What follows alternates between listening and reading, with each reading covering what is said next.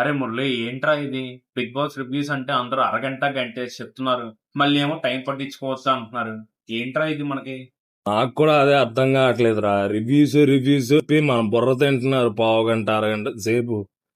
ఆ, కాకపోతే అసలు రివ్యూ అంటే ఏంటి? అందులో మ్యాటర్ ఏంటి ఉందో అది చెప్పాలి. అందులో విషయం ఏమైనా ఉంటే చెప్పాలి. మనకి ఏం నచ్చిందో ఏం నచ్చలేదో చెప్పాలి క్లియర్గా. అంతేగాని వీళ్ళు సినిమాలాగా మొత్తం ఏ టు జెడ్ చెప్పేస్తున్నారా.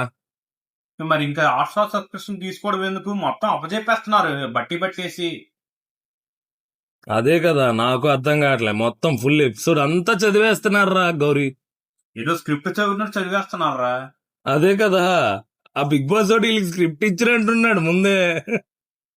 అలా ఇచ్చినా బాగుండేది. సర్లే మరి ఇంకే వాళ్ళ రివ్యూ స్టార్ట్ చేయి మరి. సరే స్టార్ట్ చేద్దాం.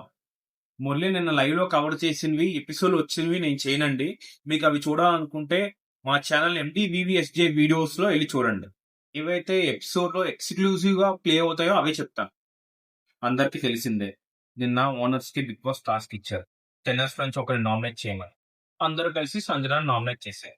ఆ నామినేషన్ కొంచెం రసవత్తరంగా సాగింది. కానీ ఆ నామినేషన్ లో ఆర్గ్యుమెంట్స్ బాగా పెరిగాయి. ప్రియ ఏముంచి మీరు బ్యాక్ పిచ్చింగ్ చేస్తున్నారని సంజన అంటే సంజన ఆ వర్డ్ తట్టుకోలేకపోయింది. ఏదో పెద్ద బూతు మాటల, మా ఎంటర్టైన్మెంట్ ఇండస్ట్రీలో మేము ఆ పదం వాడమండి, మీరు ఇలా మాట్లాడొద్దు, do not talk like this అని చెప్పి. ఇదంతా అయిపోయిన తర్వాత నాకు ఈ ఫుడ్ గోల్ ఏంటో అర్థం కావట్లేదు.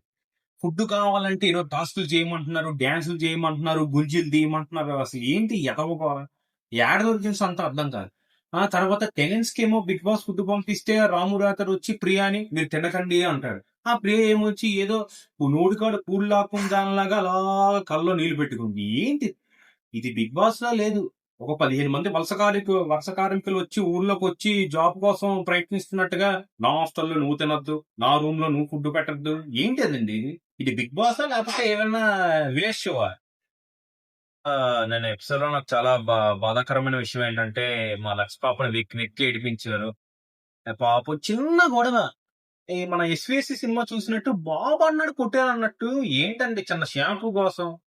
సరే ఇదంతా లాగ్ అయిపోద్ది గానీ, సరే ఇప్పుడు ఇంకా నామినేషన్స్ ప్రాసెస్ లోకి వెళ్ళిపోతే బిగ్ బాస్ ఇద్దరు టెనెంట్స్ ని పిలిచి ఆ ఇద్దరు టెనెంట్స్ లో ఎవరికైతే ఫస్ట్ హ్యామర్ వస్తుందో వాళ్ళు ఇంకో టెనెంట్ నామినేట్ చేసి ఆ నామినేట్ చేసిన టెనెంట్ ప్రాసెస్ అయిన తర్వాత వాళ్ళు ఒక ఓనర్ సెలెక్ట్ చేసుకొని ఆ హ్యామర్ ఓనర్ కి ఇచ్చి ఈ నామినేషన్ కరెక్టో కాదో వాళ్ళు డిసైడ్ చేస్తారు.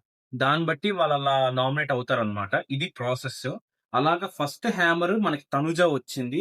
తనూజ ఏమొచ్చి సంజన నామినేట్ చేసింది. సేమ్ మన ఫ్లోరా సైనిని ఏడిపించిన ఇష్యూయే. బాత్రూమ్ లో ఇది పెడతారా, బాత్రూమ్ లో అది పెడతారా, ఈ దిక్కుమాలిన ఇష్యూ మీద నామినేట్ చేసింది. నెక్స్ట్ హ్యామర్ మనకి రాము రాథోర్‌కి వచ్చింది. ఆ రాము రాథోర్ మన పాపం ఏ అభం శుభం తెలియని అమాయకుడైన సుమన్ శెట్టిని నామినేట్ చేశాడు. ఆ రీజన్ కూడా వెరీ సిల్లీ రీజన్ అన్నమాట. "అన్నా మీరు యాక్టివ్‌గా ఉండట్లేదన్నా, మీరేమి చేయట్లేదన్నా" అని చెప్పి ఈ నామినేషన్ కరెక్టా కాదా అని చెప్పి మన హరీష్‌ని అడిగారు. ఎవరిని అడిగారు? హరీష్‌ని అడిగారు. హరీష్ అన్న కూడా సేమ్ ఇదే చెప్పాడు.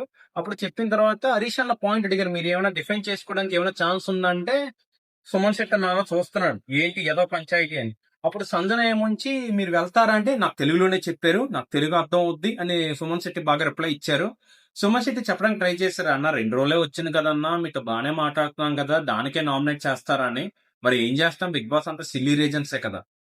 ఇంకా థర్డ్ నామినేషన్ దగ్గరికి వచ్చేసరికి ఈ రోజుతో ఎపిసోడ్ అయిపోయింది. రేపు ఎపిసోడ్ లో కలుద్దాం. Thank you. Please subscribe.